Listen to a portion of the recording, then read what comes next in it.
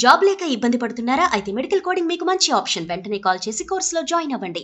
నమస్తే, నేను విజయ్. కశ్మీర్లో పెహల్గాంలో జరిగినటువంటి ఉగ్రవాదుల అటాక్ తర్వాత నిజంగానే పాకిస్తాన్ మీద భారతదేశం దూసుకు వెళ్ళబోతుందా? యుద్ధం చేయడానికి సిద్ధమైపోయిందా?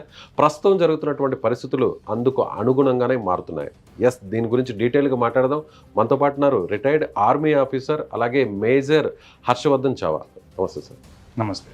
హర్షవర్ధన్ చావా గారు, ప్రజెంట్ ఉన్న సిచ్యువేషన్ చూస్తే వార్ జరిగే అవకాశం ఎంతవరకు ఉండే ఛాన్సెస్ ఉంది? చూడండి, మనం ఇక్కడుండి ఎంతైనా స్పెక్యులేట్ చేయొచ్చు, కానీ at the end chief of army staff, chief of air staff, chief of naval staff, ఆ తర్వాత మనకి national security adviser, cabinet security committee, ఇంతమంది కలిసి కూర్చొని ఒక డెసిషన్కి వచ్చి ప్రైమ్ మినిస్టర్ ఒప్పుకుంటేనే వార్ జరుగుతుంది.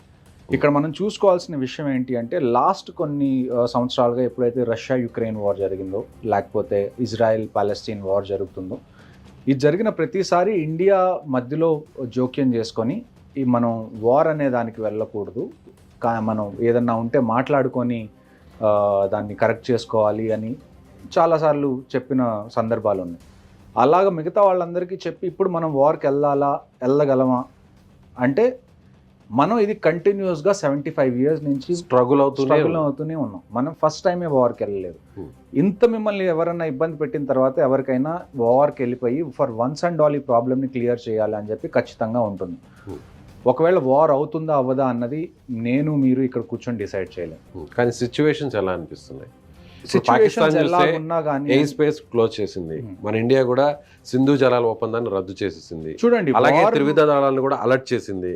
ఇప్పటికే ఐఎన్ఎస్ కూడా మనకి అరేబియా సముద్రంలోకి ఎంటర్ అయింది.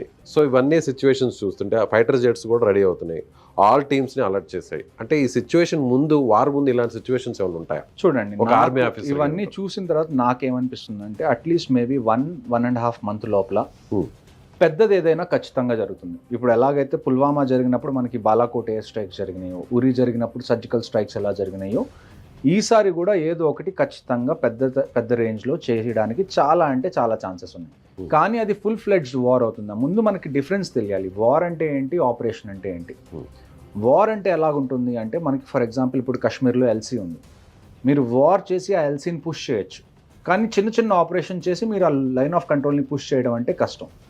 వార్ జరుగుతుందా జరగదా అన్నది ఇప్పటికీ నేను కరెక్ట్గా ఒక కంక్లూజన్కి అయితే నేను రాలేదు. కానీ ఒక విషయం మీకు ఖచ్చితంగా ఏం చెప్పగలనంటే, ఒకవేళ వార్ జరిగితే మేము ఇంకా రిజర్వ్ లిస్ట్లోనే ఉన్నాం. ఆర్మీ నుంచి ఎవరు రిటైర్ అయినా కానీ కొన్ని సంవత్సరాల వరకు వాళ్ళు ఆర్మీ రిజర్వ్ లిస్ట్లోనే ఉంటారు. నేను మీకు ఖచ్చితంగా చెప్పగలిగేది ఏంటి అంటే, నేను నాలాంటి ఎంతో veterans we are ready to go. మాకు ఫోన్ కాల్స్ వద్దు, లెటర్స్ వద్దు. మీరు ఒకసారి వచ్చి ఎప్పుడు 8 o'clock ఈవినింగ్ మోదీ గారు వచ్చి చెప్తారు కదా టీవీలో ఏదైనా ఇంపార్టెంట్ అనౌన్స్మెంట్ ఉంటే, మీరు మాకు జస్ట్ ఆ అనౌన్స్మెంట్ ఇవ్వండి, నెక్స్ట్ డే మార్నింగ్కి మేము మా బెటాలియన్స్లో రిపోర్ట్ చేయడానికి మేమైతే రెడీగా ఉన్నాం. అలా ఛాన్సెస్ ఉంటుంది మామూలుగా? ఒకసారి రిటైర్ అయిన తర్వాత మళ్ళీ రిక్రూట్ చేసుకునే ఛాన్స్ ఉంటుంది? రిక్రూట్ కాదండి, మీరు రిజర్వ్ లిస్ట్లో ఉంటారు. ఎందుకంటే వార్ జరిగినప్పుడు ఏంటి అంటే, మీకు ప్రతి సైనికుడు ఇంపార్టెంటే. మీరు ఎంత మ్యాన్ పవర్ని పూల్ చేసుకుంటే మీకు అంత అడ్వాంటేజ్. ఎందుకంటే ఇప్పుడు ఒక 10 years 11 years నేను ఆర్మీలో చేసి వచ్చాను. కొంతమంది 15 years చేసి రిటైర్ అవుతారు, కొంతమంది 20 years చేసి రిటైర్ అవుతారు. ప్రతి ఒక్కళ్ళ ఎక్స్పీరియన్స్ ఇంపార్టెంటే. అంటే వార్ జరిగినప్పుడు ప్రాణాలు పోవడం అనేది ఖచ్చితంగా జరిగే విషయం. సో ఎవరైనా చనిపోతే వాళ్ళ ప్లేస్ ఫిల్ చేయడానికి మీకు మళ్ళీ మనుషులు కావాలి. అలాంటి టైం కోసమే రిజర్వ్ అనేది ప్రతి కంట్రీ ఆర్మీ దగ్గర ఒక రిజర్వ్ లిస్ట్ అనేది ఉంటుంది. మీరు ఆర్మీ నుంచి వెళ్ళిపోయిన తర్వాత కొన్ని సంవత్సరాల వరకు మీరు ఆ రిజర్వ్ లిస్ట్లో ఉంటారు. అలా మీకు ఎంత వరకు ఉంటుంది? నాకు ఇంకా 4 years వరకు ఉంది. 4 years వరకు నేను ఇప్పుడు యాజ్ ఆఫ్ నౌ ఇప్పుడు కాల్ వస్తే వెళ్ళడానికి హర్షవర్ధన్ చావా గారు రెడీగా? అది క్వశ్చనే కాదండి, వెళ్తారా వెళ్ళరా అన్న క్వశ్చనే కాదు. ఇప్పుడు నేను ఒకసారి యూనిఫామ్ వేసుకొని ఈ దేశం కోసం పనిచేసినప్పుడు రెండోసారి మీరు నాకు కాల్ చేసి పిలవాల్సిన అవసరం లేదు. అదొక గౌరవంగా భావిస్తారు. ఖచ్చితంగా మీరు జస్ట్ మాకు చెప్పండి. నేననే కాదు, నాలాగా రిటైర్ అయిన చాలా మంది we are waiting for this opportunity. మేము ఆర్మీలో జాయిన్ అయినందుకు యుద్ధం చేయడం కోసమే కదండి. సో అలాంటి మాకు ఒక ఆపర్చునిటీ వచ్చింది ఈ దేశం కాపాడుకోవడానికి అన్నప్పుడు మేము రెండో థాట్కి అసలు ఎందుకు వెళ్తాం? Will definitely go. నేననే కాదు, నాలాగా ఎవరైతే తెలుగు రాష్ట్రాల్లో ఉన్నా, ఎక్కడ ఏ స్టేట్లో ఉన్నా రిటైర్ అయిన వాళ్ళు, వాళ్ళని రిజర్వ్ లిస్ట్లో ఉండి వాళ్ళని పిలిస్తే వాళ్ళు ఖచ్చితంగా నెక్స్ట్ మూమెంట్ వాళ్ళు రెడీ అయిపోయి ప్రాణాలు పోతాయని తెలుస్తున్నా కూడా ప్రాణాలు పోతున్నాయి కదండి. ఇప్పుడు మా ప్రాణాలను పక్కన పెడితే ఏమీ తెలియని అభాగ్యుల ప్రాణాలు పోయినాయి కదా. దానికి సమాధానం చెప్పాలి కదా. ఆ సమాధానం చెప్పే క్రమంలో మా ప్రాణాలు పోయినా కానీ వీ డోంట్ కేర్. ఇది ఒక అదృష్టంగా భావిస్తారా? ఖచ్చితంగా ఇది మా ఇండియన్ ఆర్మీలో పని చెయ్యడం, ఇండియన్ ఆర్మీలో సెలెక్ట్ అవ్వడం, అది జవాన్గా కానివ్వండి, జేసీఓ కానివ్వండి, లేకపోతే ఆఫీసర్గా కానివ్వండి, ఇది మేము ఎన్నో జన్మల క్రితం చేసుకున్న పూర్వజన్మ సుకృతంగా మేము భావిస్తాం. ఈ దేశం మాకు ఎందుకంటే ఇంత ప్రేమ చూపిస్తుంది? మేమేం చేస్తున్నామని ఇంత ప్రేమ జస్ట్ ఒక యూనిఫామ్ వేసుకొని అక్కడ నుంచుంటున్నామని మీకు తెలుసు అంతే. దానికి మీరు మాకు ఇంత ప్రేమ చూపిస్తుంది. దేశం కోసం మాకున్న ప్రేమ ఏదైతే ఉందో దానికోసం మేము చివరి రక్త బొట్టు వరకు కూడా మేము పోరాడడానికి రెడీగా ఉన్నాం. డెసిషన్ ఏది అన్నది గవర్నమెంట్ తీసుకుంటుంది. మేము we are ready to back whatever the decision the government takes. Harshavardhan garu, ఇప్పుడున్న సిచ్యువేషన్ చూస్తే ఒకవేళ వార్ జరిగితే మనకున్న ఫోర్సెస్కి మనకున్న పవర్కి పాకిస్తాన్ సరిపోతుందా? చూడండి, ఒక్క విషయం మనం గుర్తుపెట్టుకోవాల్సింది ఏంటి అంటే పాకిస్తాన్, ఇండియా రెండు న్యూక్లియర్ కంట్రీస్. రెండింటి దగ్గర న్యూక్లియర్ కేపబిలిటీస్ ఉన్నాయి. ఇప్పుడు వార్ జరిగి మనం పాకిస్తాన్ మీద గెలిచినా కానీ మనం గెలవాలి అంటే ఎంతో కొంత త్యాగం మన వైపు నుంచి కూడా ఉండాలి. ఎలాంటి త్యాగం? ప్రాణం పరంగా కానివ్వండి, ప్రాపర్టీ పరంగా కానివ్వండి, ఎకనామీ పరంగా కానివ్వండి, చాలా విషయాలు దెబ్బతింటాయి. ఎకనామికల్గా లాస్ అయితే జరుగుతుంది, ఓకే, ప్రాణాలు అయితే పోతాయి. ఆ ప్రాణాలు ఆర్మీవే, సోల్జర్స్వే, లేదంటే సివిలియన్స్? చూడండి, అన్నిటికన్నా ఫస్ట్ ఏదన్నా వార్ జరగాలి అని అనిపించింది అనుకోండి, అన్నిటికన్నా ఫస్ట్ ఖాళీ అయ్యేది ఏంటి అంటే ఏవైతే బార్డర్ ఏరియాస్ ఉంటాయో అవన్నీ ఖాళీ అయిపోతాయి, ఎక్కడైతే వార్ జరిగే ఛాన్సెస్ ఉన్నాయో. ఆ తర్వాత ఇప్పుడు మీరు రష్యా కానీ, యుక్రెయిన్ కానీ, ఇజ్రాయెల్ కానీ, పాలెస్టీన్ కానీ ఇవన్నీ మీరు చూసుకుంటే సివిలియన్ క్యాజువాలిటీస్ కూడా అవుతాయి. ఎందుకంటే ఒక జెట్ ప్లేన్ వచ్చి ఒక సిటీలో బాంబ్ వేసింది అనుకోండి, సిటీలో సివిలియన్సే కదా ఉండేది. మన వాళ్ళు, మన ఎయిర్ ఫోర్స్ కూడా దాన్ని అడ్డుకోవడానికి కంప్లీట్గా అంటే 100% కృషి చేస్తుంది. కానీ ప్రతిసారి మనం సక్సెస్ అవుతాం. ఇప్పుడు ఒక క్రికెట్ మ్యాచ్ ఉందండి, లేకపోతే ఒక వాలీబాల్ మ్యాచ్ ఉంది, ప్రతిసారి ఒకే టీం గెలుస్తుందని మీరు చెప్పగలరా? చెప్పలేరు. కానీ ఒక 10 మ్యాచ్లు ఉంటే అందులో 8 మ్యాచ్లు ఒక టీం గెలవచ్చు, అది strong team. Same India versus Pakistan కూడా అలానే ఉంటుంది. 80% మనం ఏదన్నా సక్సెస్ సాధిస్తే 20% లాస్ అయ్యే ఛాన్స్ కూడా ఉంటుంది. వార్కి ఉండే కాన్సిక్వెన్సెస్ అవి. వార్ ఎక్కడ ఈ ప్రపంచంలో ఎక్కడ వార్ జరిగినా ఇది మాత్రం ఖచ్చితంగా అవుతుంది. Loss of life, loss of property, loss of economy అనేది అవుతుంది. కానీ మనం ఈ టైంలో దేశం కోసం నించకపోతే ఇంకే టైంలో నించుంటాం. వార్ జరిగితే ఎలా స్టార్ట్ అవుతుందా అంటే ఇప్పుడు బార్డర్లో ఉండేటువంటి సోల్జర్స్ మధ్య ఫైరింగ్ జరుగుతుంది, ఆ తర్వాత ఏదైనా మిసైల్స్ లాంటివి ఏదైనా యూస్ చేస్తారు, ఎలా నడుస్తుంది అసలు మామూలుగా? అంటే ఎవరైనా ఒకటి ఓపెన్ చేస్తే దానికి కౌంటర్గా ఇంకొకటి ఓపెన్ చేస్తారు. అన్నిటికన్నా ఫస్ట్ మొబిలైజేషన్ స్టార్ట్ అవుతుందండి. మొబిలైజేషన్ అంటే ఏంటి అంటే ఇప్పుడు మీకు సికింద్రాబాద్ లో కూడా మనకి ఆర్మీ ఉంది కదా, ఆ తర్వాత మనకి చాలా సిటీస్లో ఆర్మీ కంటోన్మెంట్స్ ఉన్నాయి. ఇక్కడున్న వాళ్ళందరూ ఫ్రంట్ లైన్స్కి వెళ్ళిపోతారు. అది మీకు ఫస్ట్ ఇండికేషన్ వార్ జరిగే ఛాన్సెస్ ఉన్నాయని. ఫ్రంట్ లైన్ అంటే ఇప్పుడు ఇండియా బార్డర్స్ ఏవైతే ఉన్నాయో అక్కడికి వెళ్ళిపోతారు. ఎక్కడైతే కాన్ఫ్లిక్ట్ ఏరియాస్ ఉన్నాయో అక్కడికి, కాశ్మీర్కి కానివ్వండి, పంజాబ్లో కూడా మనకి బార్డర్ ఉంది, రాజస్థాన్లో కూడా ఉంది, గుజరాత్లో కూడా ఉంది. ఎక్కడైతే యుద్ధం జరిగే ఛాన్సెస్ ఉన్నాయో అక్కడికి అన్ని డిప్లాయ్ అవ్వడానికి ఇక్కడి నుంచి బయలుదేరడం స్టార్ట్ అవుతుంది. కానీ బయలుదేరినంత మాత్రాన యుద్ధం జరుగుతుందా అంటే తెలీదు. యాజ్ ఎ ప్రికాషన్, ఓకే, ఒకవేళ యుద్ధం జరగాల్సి వచ్చింది, ఖచ్చితంగా జరగాలి అంటే కనీసం కొన్ని రోజుల ముందు నుంచి ఇక్కడి నుంచి మిగతా ఫోర్సెస్ అన్ని అక్కడికి రీచ్ అవ్వాలి. ఇప్పుడు పాకిస్తాన్లో అదే జరుగుతుంది. ఎప్పుడైతే ఈ ఇన్సిడెంట్ అయిందో పాకిస్తాన్ వాళ్ళకి భయం పట్టుకుంది, మనం ఏమన్నా చేస్తాము పెద్ద రేంజ్లో అని. అందుకని వాళ్ళ మిలిటరీ వెహికల్స్ కానివ్వండి, వాళ్ళ సోల్జర్స్ కానివ్వండి, వాళ్ళందరూ ఫ్రంట్ లైన్స్కి వచ్చి అక్కడ డిప్లాయ్ అవుతున్నారు. ఈవెన్ ఫైటర్ జెట్స్ కూడా అక్కడ తీసుకెళ్తున్నారు. ఇప్పుడు మనకి ఎయిర్ ఫోర్స్, నేవీ ఏదైతే ఉందో వీళ్ళందరూ కూడా వాళ్ళ ప్రిపరేషన్స్ చేసుకోవడం మొదలు పెడతారు. ఎందుకంటే అన్నిటికన్నా వార్లో అతిపెద్ద ఇష్యూ ఏమొస్తుంది అంటే లాజిస్టిక్స్ వస్తుంది. టైం టు టైం మీకు బాంబ్స్ మీ దగ్గర ఉండాలి, టైం టు టైం బుల్లెట్స్ మీ దగ్గర ఉండాలి, టైం టు టైం ఫుడ్ మీ దగ్గర ఉండాలి, టైం టు టైం వెహికల్స్ మీ దగ్గర ఉండాలి. కావాల్సిన ఆ టెరైన్లో, ఆ పాయింట్లో ఏ ఎక్విప్మెంట్ మీకు సూట్ అవుతుందో ఆ ఎక్విప్మెంట్ అనేది మీ దగ్గర ఉండాలి. సో వార్ అనేది చిన్న విషయం కాదు. ఒక చిన్న పెళ్ళికి మీరు ఎంత కంగారు పడతారు? అన్నీ సమకూర్చుకుంటాం ఒక 3-4 నెలల నుంచే. అలాంటిది ఒక వార్ అంటే మీరు ఆలోచించండి ఏ రకంగా తయారీ అవుతుంది. సో దాన్ని బట్టి మీరు అన్నిటికన్నా ఫస్ట్ ఇండికేషన్ వార్ అవ్వడానికి ఛాన్సెస్ ఉన్నాయి. ఖచ్చితంగా అవుతుందని నేను చెప్పట్లేదు. ఛాన్సెస్ ఎప్పుడు ఉంటాయి అంటే అందరూ ఎవరైతే సోల్జర్స్, ట్రూప్స్ అయితే ఎవరైతే ఉంటారో, ఆర్మీ, నేవీ, ఎయిర్ ఫోర్స్, వాళ్ళు ఫ్రంట్ లైన్స్కి ఎప్పుడైతే వెళ్తారో అప్పుడు ఒక ఇండికేషన్ వార్ జరిగే ఛాన్స్ ఉంది, 2 కంట్రీస్ మధ్య టెన్షన్స్ పెరిగినాయి అని చెప్పుకోవాలి. అంటే ఇప్పుడు పాకిస్తాన్ సిద్ధంగా ఉందనుకోవచ్చా? పాకిస్తాన్ సిద్ధంగా ఉండాలి అంటే సిద్ధంగా ఉంటే సరిపోదండి. Hmm. వాళ్ళు వార్ని ఎన్ని రోజులు తట్టుకోగలరు అన్న దాని మీద డిపెండ్ అవుతుంది. ఇప్పుడు మన ఎకానమీ కానివ్వండి, మన దగ్గర ఉన్న టెక్నాలజీ కానివ్వండి, మన దగ్గర ఉన్న ఎక్విప్మెంట్ కానివ్వండి, మనం కంటిన్యూస్గా ఫైట్ చేస్తే ఒక 2 సంవత్సరాలు మనం కంటిన్యూస్గా ఫైట్ చేయొచ్చు అని అనుకున్నాం అనుకోండి. పాకిస్తాన్ దగ్గర 2 సంవత్సరాలు ఫైట్ చేసే అంత కేపబిలిటీ ఉందా? ఫైట్ అంటే ఎలాంటి ఫైట్? అంటే ఫైట్ అంటే అన్ని man to mans only firing చేసుకోవడమా, లేదంటే మిసైల్స్ లాంటివి వేయడమా, ఫైటర్ జెట్స్ తో అక్కడ వార్ లో పార్టిసిపేట్ చేయడం? ట్యాంక్స్ వెళ్తాయి, ఎయిర్ క్రాఫ్ట్స్ వెళ్తాయి, మనకి షిప్స్ వెళ్తాయి, ఎయిర్ క్రాఫ్ట్ క్యారియర్స్ వెళ్తాయి, సబ్మరీన్స్ వెళ్తాయి. ఉన్న ప్రతి వనరులు ఏవైతే ఉన్నాయో మనకి ఆ ప్రతి వనరుల్ని మనం వాడుకుంటాం. కానీ ఎప్పుడు ఎలాగ వాడుకుంటాం అన్నది అది ప్లానింగ్ని స్ట్రాటజీని బట్టి ఉంటుంది. వార్ రూల్స్ ఎలా ఉంటాయి సార్? అంటే డైరెక్ట్గా ఆర్మీ పోస్టులనే టార్గెట్ చేస్తారా, మిలిటరీ ఆపరేషన్ జరిగే వాటినే టార్గెట్ చేస్తారా, లేదంటే సివిలియన్స్ ఉన్న ప్లేసెస్ని కూడా టార్గెట్ చేసే రైట్స్ ఉంటాయి? చూడండి, వార్ రూల్స్ అనేవి రూల్స్ మీరు ఎంతైనా పెట్టండి, ఒకసారి వార్ జరిగినప్పుడు it is bound to be dirty. War అంటేనే మనకి ఏదైనా జరగచ్చు.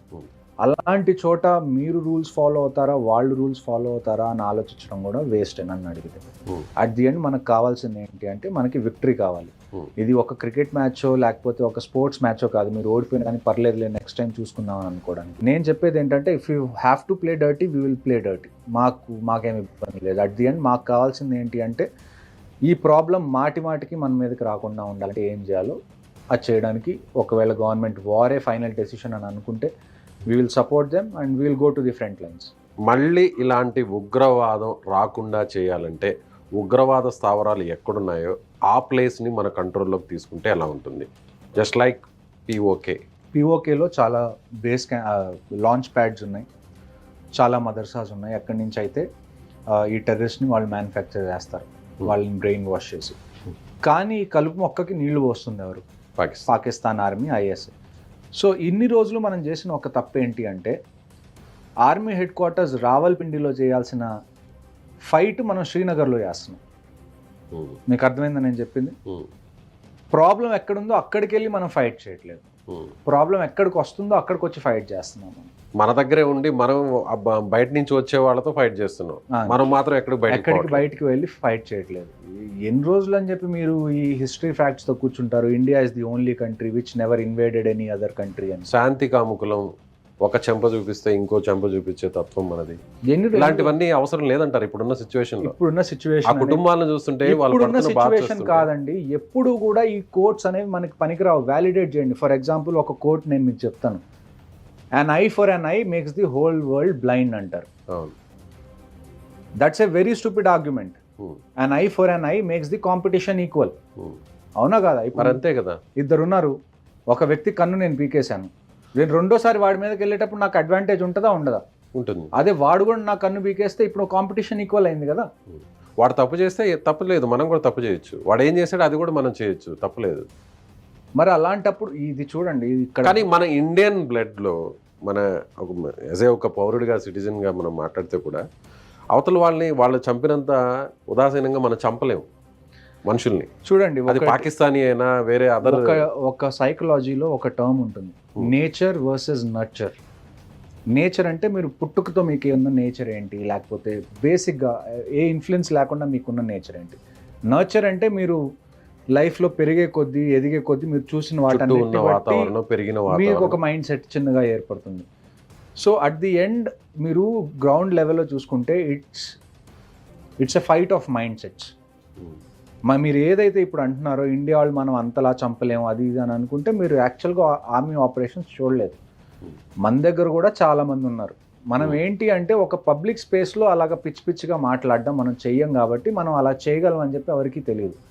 కానీ గ్రౌండ్ మీద చేయాల్సి వస్తే చాలా దారుణంగా చేసే వాళ్ళు చాలామంది ఉన్నారు మనం చెయ్యాలి అని అనుకుంటే. రైట్ సార్, ఇప్పుడు పిఓకేని ఆక్యుపై చేసే కెపాసిటీ మనకు ఉందా? ఒకవేళ ఆక్యుపై చేయాలంటే ఎన్ని రోజులు ఆక్యుపై చేయొచ్చు మన దగ్గర ఉన్నటువంటి బలం చూస్తే? సైనికులు చూడండి, ఆక్యుపై చేయాలి, కేపబిలిటీస్ మన దగ్గర ఉన్నాయి. కేపబిలిటీస్ కన్నా మనకి కావాల్సింది ఏంటి అంటే డెసిషన్, విల్ పవర్. గవర్నమెంట్ ఒకసారి army, navy, air force, coast గార్డ్కి చెప్పింది మీరు కావాల్సింది చెయ్యండి, మాకు పిఓకే కావాలి అని. బంగ్లాదేశ్ని మనం వేరు చేయలేదా అండి? బంగ్లాదేశ్ మనమే పాకిస్తాన్తో ఫైట్ చేసి, బంగ్లాదేశ్ ఒకప్పుడు ఈస్ట్ పాకిస్తాన్, వాళ్ళకి స్వాతంత్రం ఇచ్చింది మనమే. బంగ్లాదేశ్ పిఓకేతో పోల్చుకుంటే ఎంత పెద్దది, చాలా పెద్దది కంపారిటివ్గా. మనం ఒకసారి చేసినప్పుడు ఇంకోసారి చేయలేమా? మనం చేయగలం. కానీ మనకు దానికి కావాల్సింది ఏంటంటే అన్నిటికన్నా ఇంపార్టెంట్ కేపబిలిటీస్ కన్నా పొలిటికల్ విల్ అనేది చాలా ఇంపార్టెంట్. కానీ ఇప్పుడు ఉన్నటువంటి ప్రభుత్వం ఆ పరంగా డెసిషన్ తీసుకునేటువంటి ఛాన్సెస్ ఉన్నాయనుకోవచ్చు కదా. అది ఇక్కడుండి మనం మాట్లాడుకోవడం అంటే నేను ఎంత, ఒకవేళ ఆ ఛాన్స్ వస్తే నిజంగా పబ్లిక్ నుంచి మొత్తం 140 కోట్లలో ఉన్నటువంటి మన జనాభా అంతా కూడా మేజర్గా ఎస్ ఖచ్చితంగా పీఓకేని తీసుకోవాల్సిందే అనేటువంటి ఒక డిమాండ్ రేజ్ అయితే దాని పరంగా ఒకవేళ గవర్నమెంట్ డెసిషన్ తీసుకుంటే ఎన్ని రోజుల్లో పీఓకేని మన కంట్రోల్లోకి తీసుకునే ఛాన్సెస్ ఉంటాయి? చూడండి, టైం పట్టచ్చు, ఖచ్చితంగా టైం పడుతుంది. ఎందుకంటే ఇప్పుడు మనం రష్యా యుక్రెయిన్ ఒకసారి చూసుకున్నాం అనుకోండి, ఆల్మోస్ట్ 3 years పైన అవుతుంది వార్ స్టార్ట్ అయ్యి. And they have moved nowhere. అంటే పెద్ద అడ్వాన్స్ అయిన ఏం జరగట్లా. అంటే ఒక బార్డర్ ఉంటే కొద్దిగా అటు వెళ్తున్నారు, కొద్దిగా ఇటు వస్తున్నారు, అక్కడక్కడే టచ్ ఆడుతున్నారు తప్ప యుక్రెయిన్ మొత్తాన్ని వాళ్ళు ఇప్పటికీ క్యాప్చర్ చేసుకోగలిగారా? చేసుకోలేదు. సో కొన్నిసార్లు ఏమవుతుందంటే ఇలాంటి military operations can go for a very long time. 1 year పట్టచ్చు, 2 years పట్టచ్చు. అంత టైం పడుతుంది సార్? అంత టైం పడుతుందండి, ఆబ్వియస్గా పడుతుంది. మీ దగ్గర ఉన్న రిసోర్సెస్ అన్ని ఖర్చు అయిపోతూ ఉంటాయి చిన్నగా. ఇప్పుడు కొత్త రిసోర్సెస్ తెచ్చుకోవాలి. మీరు అన్నారు బంగ్లాదేశ్ కంటే చిన్న ప్లేస్ పీఓకే అని. ఒక మన దేశంలో ఉన్న ఒక రాష్ట్రంతో పోలిస్తే ఎంత వైశాల్యంలో ఉంటుంది పీఓకే? నార్త్ ఈస్ట్లో ఉన్న ఒక చిన్న స్టేట్తో మీరు పోల్చుకోవచ్చు, త్రిపురానో సిక్కిము అలాంటి చిన్న ప్లేస్. మరి అంత చిన్న ప్లేస్ని ఆక్యుపై చేసుకోవడానికి ఇంత టైం పడుతుంది ఇంత స్ట్రాంగ్గా ఉన్న ఇండియాకి? ఎందుకు అంటే రెండు వైపులా మిలిటరీ ఉంది కదండి. మనం ఓవర్గా వెళ్ళిపోవడం కాదు కదా. We also have to fight జరిగినప్పుడు, వార్ జరిగినప్పుడు మన ఎక్విప్మెంట్ పాడైపోతుంది. కొత్త ఎక్విప్మెంట్ మీకు కావాలి, సోల్జర్స్ చనిపోతారు, మళ్ళీ కొత్త సోల్జర్స్ కావాలి, రిక్రూట్మెంట్స్ భయంకరంగా జరుగుతాయి ఆ టైంలో, వాళ్ళని ట్రైన్ చేయాలి. సో ఇది మీరు సినిమాల్లో చూసినట్టు ఇవాళ మనం అనుకున్నాం రేపు మార్నింగ్ ట్యాంక్లు వేసుకొని వెళ్ళిపోయి మొత్తం మంది అవుతుందా అంటే that's not how war happens. అంతెందుకంటే మీరు ఒక చిన్న హైదరాబాద్లోనో పాత బస్తీలోనో ఎక్కడన్నా అల్లర్లు జరిగినాయి, పోలీసులకు ఎన్ని రోజులు పడుతుందండి కంట్రోల్ చేయడానికి? టైం పడుతుందా పట్టదా? పడుతుంది. కనీసం ఒక వారం రోజులు మీరు కర్ఫ్యూ విధిస్తే తప్ప అక్కడ సిచ్యువేషన్ కంట్రోల్లోకి రాదు. సో కర్ఫ్యూ విధిస్తే అది. కానీ ఇక్కడ మీరు కర్ఫ్యూ విధించడానికి కూడా లేదు. ఎందుకంటే ఇక్కడ పోలీస్ ఉంది, ఒక్క పోలీస్ డిపార్ట్మెంట్, వాళ్ళే అన్నిటికన్నా టాప్, వాళ్ళు ఏ చెప్తే అది చేయాలి. కానీ మీరు పీఓకే దగ్గరికి వెళ్ళినప్పుడు మీరు ఒక్క ఆర్మీనే కాదు కదా ఉంది, ఎదురుగా మీకు పాకిస్తాన్ ఆర్మీ కూడా ఉంది. So there will be conflict. So మీకు అంత తొందరగా అయిపోతుందా అంటే మూవీస్లో అయినట్టు అలా అవ్వదు. It will take time. నిజంగా అదే జరిగితే సామాన్య పౌరుల మీద కూడా భారం పడే అవకాశం ఉంది. ఇక్కడ కూర్చున్నటువంటి మన తెలుగు స్టేట్స్లో కూడా ప్రతి భారతదేశ పౌరుడి మీద ఆ ఇంపాక్ట్ ఉంటుంది. చూడండి, వార్ అనేది చాలా ఖర్చుతో కూడుకున్నటువంటి విషయం. ఇప్పుడు ఆల్రెడీ ఏదైతే ఎకానమీ ఉందో ఆ ఎకానమీ దెబ్బతింటుంది కొద్ది గొప్ప. దానికి తోడు మనకి ఖర్చు పెరుగుతుంది, మనకి ఎక్విప్మెంట్ కావాలి. కొన్నిసార్లు ఇలాంటి టైంలోనే ఏమవుతుందంటే కొన్ని కంట్రీస్ మన అడ్వాంటేజ్ తీసుకోవచ్చు మనల్ని, ఎందుకంటే మనకి ఎక్విప్మెంట్ తొందరగా కావాలి. అలాంటి టైంలో మనం ఆ కంట్రీస్ని ఎక్విప్మెంట్ అడిగినప్పుడు వాళ్ళు కొన్ని కండిషన్స్ పెట్టచ్చు, ఎందుకంటే వాళ్ళకి తెలుసు వీళ్ళకి ఇప్పుడు అర్జెంట్గా ఇది కావాలి అని చెప్పి. సో లాస్ట్ టైం కూడా నేను మీతో మాట్లాడినప్పుడు మేక్ ఇన్ ఇండియా అనేది ఎందుకు ఇంపార్టెంటో అందుకే చెప్పింది. ఒకళ్ళ మీద మనం డిపెండ్ అవుతున్నాము, ఎంత డిపెండ్ అయితే ఇలాంటి కఠినమైన టైం వచ్చినప్పుడు మనకి డిసడ్వాంటేజ్ దానివల్ల. ఇప్పుడు అమెరికా ఉక్రెయిన్ ప్రెసిడెంట్కి జరిగినటువంటి ఆ సంభాషణ ఒక ఉదాహరణగా చెప్పొచ్చా? ఖచ్చితంగా చెప్పచ్చు. ఇప్పుడు యుక్రెయిన్ ఏం చేసి చులకన చేసి మాట్లాడు అప్పటి వరకు అమెరికా సపోర్ట్ ఉంటుందని భావించిన ఉక్రెయిన్కి లాస్ట్లో అందరి ముందు మీడియా ముందు ఆ విధంగా చులకన చేసి మాట్లాడడం. సో ఆ తర్వాత ఇప్పుడు అమెరికా ఇండియాని అలాగ చులకన చేసి మాట్లాడే అంత ధైర్యం ఎవరికి లేదు. అలాంటి రోజు కూడా మనం తెచ్చుకోం. We respect ourselves and we make sure the world respects us. Okay, కానీ మనకి టైంకి అన్నీ దొరుకుతాయా? ఒకవేళ టైంకి దొరికినా బిహైండ్ ద కర్టెన్స్ ఏ రూల్స్ మీద ఒప్పుకోవాల్సి వచ్చింది. సో ఇలాంటివి చాలా ఉంటాయి. సో ప్రతి చిన్న విషయాన్ని స్ట్రాటజీతో ఆలోచించి ఒక కంక్లూజన్కి వచ్చి అప్పుడు ఒక డెసిషన్ తీసుకో. ఒకవేళ అలాంటి సిచ్యువేషన్ వార్ జరిగితే మన వైపు ఏ దేశాలు నిలబడే అవకాశం ఉంది? పాకిస్తాన్ వైపు ఏ కంట్రీస్ ఉండే ఛాన్స్ ఉంది? ఏ కంట్రీస్ నిలబడకపోయినా మనకి పెద్ద ఇష్యూ లేదండి ప్రస్తుతానికి. ఎవరి సపోర్ట్ కూడా అవసరం లేదు. ఎందుకు అంటే ఇది ఎందుకు స్టార్ట్ అయింది ఈ వార్ ఏదో ఇంతకు ముందులాగా మిలిటరీ మీద అటాక్ జరగడం వల్ల ఇలాగా స్టార్ట్ అయింది కాదు. మీరు సివిలియన్స్ని అటాక్ చేశారు. ఈ టైంలో పాకిస్తాన్కి సివిలియన్స్ ఇంత టెర్రరిజం చేసి సివిలియన్స్ని చంపిన తర్వాత ఏదైనా కంట్రీ వాళ్ళకి సపోర్ట్ చేస్తే we will make sure that country is also our enemy. So నాకు తెలిసి ఇంతకుముందు యుఎస్ ఒకప్పుడు పాకిస్తాన్కి బాగా సపోర్ట్ చేశారు, కానీ ఇప్పుడు ఆ సిచ్యువేషన్ లేదు. సో యుఎస్ పాకిస్తాన్కి సపోర్ట్ చేయట్లేదు, రష్యా ఎలానో మనకు సపోర్ట్ చేస్తుంది. మనకున్న ఒక్క ఇంపార్టెంట్ కన్సిడరేషన్ చైనా. కానీ ఇప్పుడు చైనా ఏమవుతుంది అంటే యుఎస్కి చైనాకి మధ్యలో ట్రేడ్ వార్ ట్రేడ్ జరుగుతుంది. వార్ నడుస్తుంది. సో వాళ్ళు దాంట్లో బాగా చిక్కుకున్నారు. ఇంకొకటి ఏంటి అంటే మీరు షీ జిన్పిన్ని చూసారనుకోండి, చైనా ఎవరైతే హెడ్ ఉన్నారో ఆయన ఒక రకంగా చూసుకుంటే డిక్టేటర్షిప్ కదండి చైనాలో. అవును. ఆయన చైనాకి దేవుడు ఒక రకంగా, రాజు దేవుడు అనొచ్చు, దేవుడు. రాజు కన్నా కూడా ఆయనే ప్రధానమంత్రి. ఆయనే మొత్తం.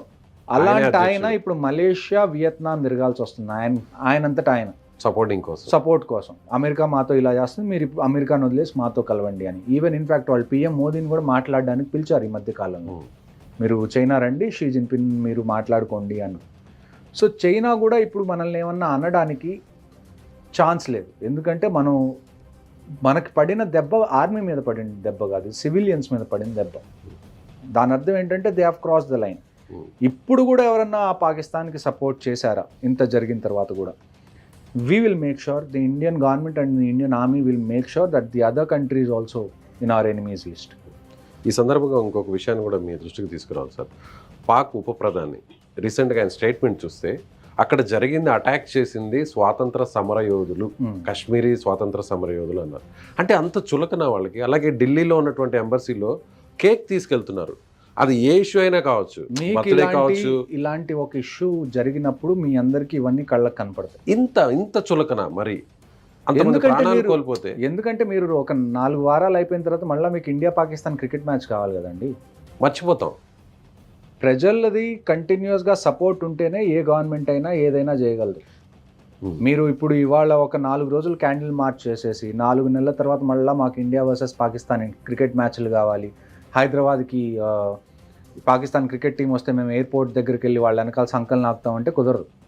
కానీ నిజంగా నాకు కూడా ఆ పెయిన్ ఉంది సార్. అంటే నేను ఫ్యామిలీతో వెళ్ళాను ఇదే బైసరన్ ప్రాంతానికి, ఎక్కడైతే టూరిస్టులను చంపారో ఆ ప్లేస్లో నా ఫ్యామిలీతో, నా పాపతో ఉన్నాను, పిల్లలతో చాలా ఓపెన్గా ఫ్రీగా. మా పిల్లలు అయితే 2-3 కిలోమీటర్లు తిరుగుతూ 1 గంట వాళ్ళే స్పెండ్ చేసి పిల్లలందరూ.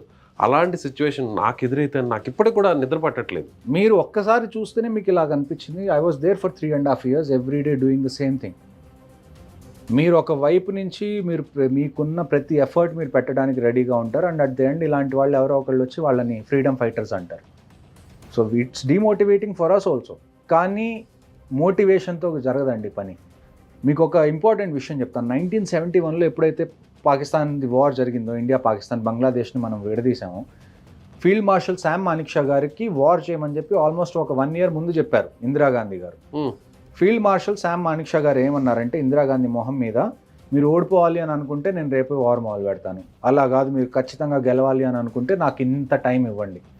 ఎప్పుడైతే మాన్సూన్ స్టార్ట్ అవుతాయో, ఎప్పుడైతే నదులు పెద్దగా అయిపోతాయో, అక్కడ ఎప్పుడైతే మనకి కండిషన్స్ ఫేవర్గా ఉంటాయో, ఈ ఫ్యాక్టర్స్ అన్నిటినీ చూసుకొని వార్ చేస్తారు.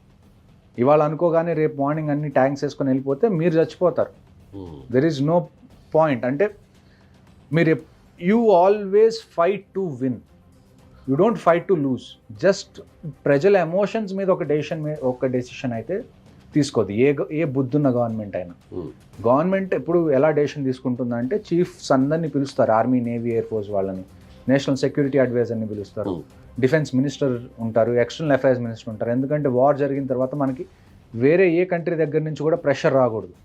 దాన్ని హ్యాండిల్ చేయాలి అంటే జయశంకర్ గారు వేరే కంట్రీస్ ఫారెన్ మినిస్టర్స్ మాట్లాడుతున్నారు. సో ఇన్ని జరిగిన తర్వాత ఒక డెసిషన్కి వస్తారు. వార్ జరిగినా జరగకపోయినా ఒక విషయం నేను ఖచ్చితంగా చెప్పేది ఏంటంటే వచ్చే 1.5 monthలో పాకిస్తాన్కి ఆన్సర్ అయితే దొరుకుతుంది. ఖచ్చితంగా అది ఏ రూపైనా అయినా సరే. కానీ వారే ఇంకా మనకి పర్మనెంట్ సొల్యూషన్ అని అనుకుంటే నేను మీకు ఇందాక చెప్పాను, we are ready to go to the front lines, we are ready to contribute. ఇంకొక డెసిషన్ కూడా తీసుకుంది సార్ గవర్నమెంట్, సింధు జలాల్ని నిలిపివేయడం. సో సింధు వాటర్ని మనం స్టాప్ చేస్తే ఇండస్ రివర్ని మనం స్టాప్ చేస్తే, ఇప్పుడు చూడండి మొత్తం పాకిస్తాన్కి 6 రివర్స్ ఉన్నాయి. 6 రివర్స్లో 3 రివర్స్ కంప్లీట్గా ఇండియా కంట్రోల్లో ఉన్నాయి. 3 రివర్స్లో 20% ఇండియా దగ్గర ఉన్న 80% మనం పాకిస్తాన్లోకి పంపించాల్సింది ఇండస్ వాటర్ ట్రీటీ ప్రకారం. కానీ ఇప్పుడు ఏంటి అంటే మనం వాటర్ వాళ్ళకి పంపించాల్సిన అవసరం లేదు. కానీ గ్రౌండ్ మీద ఇది ఇంప్లిమెంట్ అవుతుందా అంటే ఇట్ విల్ టేక్ టైం. ఎందుకంటే ఇప్పుడు మనకి గట్టిగా 2 ప్రాజెక్ట్స్ ఉన్నాయి. ఒకటి జేలం ట్రిబ్యూటరీ కిషన్ గంగా అని ఒకటి ఉంటుంది, ఒకటి చెనాబ్ మీద ఒక project, Kishan Ganga hydro electric project ఉంది, ఇంకొకటి బగ్లియాపూర్ హైడ్రో ఎలక్ట్రిక్ ప్రాజెక్ట్ ఉంది. ఈ హైడ్రో ఎలక్ట్రిక్ ప్రాజెక్ట్స్లో ఏమవుతుంది అంటే మనకి స్టోరింగ్ కెపాసిటీ అనేది పెద్ద ఎక్కువ ఉండదు, ఎందుకంటే వాటర్ మీకు కంటిన్యూస్గా రన్ అవుతేనే టర్బైన్స్ తిరిగితే మీకు అలానే ఎలక్ట్రిసిటీ అనేది ప్రొడ్యూస్ అవుతుంది. సో ఇమీడియట్గా మనం ఆ జలాలను ఆపగలమా అంటే మన దగ్గర గ్రౌండ్ మీద ఇన్ఫ్రాస్ట్రక్చర్ ఇంకా లేదు. కానీ ఇప్పుడున్న కన్స్ట్రక్షన్ టెక్నిక్స్ కానివ్వండి, టెక్నాలజీ పెరగడం వల్ల ఇంతకు ముందుతో పోల్చుకుంటే మనం చాలా తొందరగా ఇవన్నీ కన్స్ట్రక్షన్ చేయగలం. So maybe 4 to 5 years or 6 years down the lane మనం ఏదైతే ఇవాళ ఒక డెసిషన్ తీసుకున్నామో ఆ డెసిషన్ని ఫుల్ ఫ్లెజ్డ్గా ఇంప్లిమెంట్ చేయడానికి విల్ టేక్ సమ్ టైం. ఇది తాత్కాలికమైన నిర్ణయం అనుకోవచ్చా, లేదంటే పర్మనెంట్ డెసిషన్ అనుకోవచ్చా? తాత్కాలికమైన నిర్ణయం ఉండకూడదని నేను అనుకుంటున్నానండి. ఎందుకంటే మీకు 1965 వార్లో జరిగిన ఒక ఇన్సిడెంట్ చెప్తాను. 1965 వార్లో పేటెంట్ ట్యాంక్స్ అని చెప్పి అమెరికా యూఎస్కి పేటెంట్ ట్యాంక్స్ ఇచ్చింది. ఆ టైంలో ఆ ట్యాంక్స్ చాలా సుపీరియర్ అనుకునేవాళ్ళు, అంటే ప్రపంచంలోనే అన్నిటికన్నా బెస్ట్ ట్యాంక్స్ అనుకునేవాళ్ళు. అలాంటి ట్యాంక్స్ని మనం 100 ట్యాంక్స్ని దాన్ని ఏమంటారు చల్లా చెదురు చేశాం. అసలుత్తర్ అనే ప్లేస్, పంజాబ్లో అసలుత్తర్ అనే ప్లేస్ ఉంది. ఆ ప్లేస్ని grave yard of pattern tanks అంటారు. అది ఎలా చేసామంటే ఎప్పుడైతే ట్యాంక్స్ ఇండియాలోకి వచ్చినాయో, పొలాల మీదుగా ట్యాంక్స్ వస్తున్నప్పుడు అక్కడ ఒక కెనాల్ ఉంది, ఇచ్చోగిల్ కెనాల్ అని. ఆ కెనాల్ని మనం పేల్చేసాం. పేల్చేసినప్పుడు ఏమైంది అంటే ఆ కెనాల్లో ఉన్న నీళ్ళన్నీ ఆ ఫీల్డ్స్లోకి ఫ్లడ్ అయిపోయి ఆ ట్యాంక్స్ కదలలేని పరిస్థితి, వాళ్ళకి ఆ చైన్స్కి ట్రాక్షన్ దొరకట్లా. సో ఆ టార్గెట్స్ అన్ని స్టేబుల్ టార్గెట్స్ అయిపోయినాయి ట్యాంక్స్. మనం వాటి మీద ఎయిమ్ చేయడం చాలా ఈజీ అయిపోయింది. సో వాటర్ అనేది మనం వెపన్ లాగా యూస్ చేసుకోవాలి, ఇప్పుడు కాకపోయినా ఎప్పుడైనా కానీ. పాకిస్తాన్లో ఒకడు అన్నం తింటున్నాడా లేదా అన్నది మనం నీళ్ళు వదిలిపెడుతున్నామా లేదా అన్న దాని మీద డిసైడ్ అయితే తప్ప వాళ్ళు కంట్రోల్లో ఉండరు. Right sir, thank you so much. So ఇది మేజర్ హర్షవర్ధన్ చావా గారు చెప్తున్నట్టుగా ప్రతి విషయాన్ని కూడా ఆయన చెప్తున్నటువంటి ప్రతి మాట కూడా అందరూ కూడా ప్రతి మాటను కూడా ఆలోచించాలి. నిజంగా ఇప్పుడున్న సిచ్యువేషన్ అలాంటి పరిస్థితులు వస్తే ప్రభుత్వం సిద్ధంగా ఉండాలి, ఆర్మీ కూడా సిద్ధంగా ఉండాలి, అలాగే ప్రజల సపోర్ట్ కూడా పూర్తి స్థాయిలో ఉండాలి. ఎస్, మీరేమనుకుంటున్నారు? మీ కామెంట్ని ఖచ్చితంగా తెలియచేయండి. Thank you so much.